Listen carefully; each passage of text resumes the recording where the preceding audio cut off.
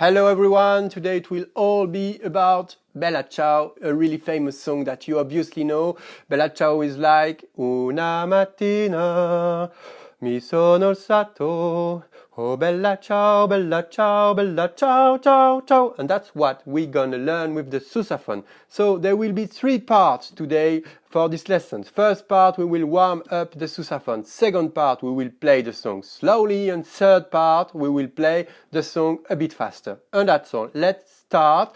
I will start by playing each and every note of the song, starting with the lowest one and going to the highest one.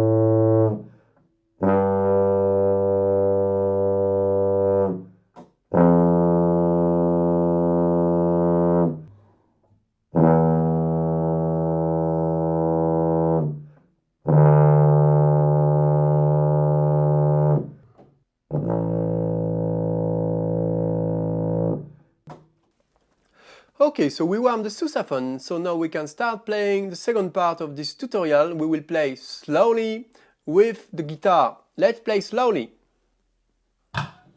Be ready.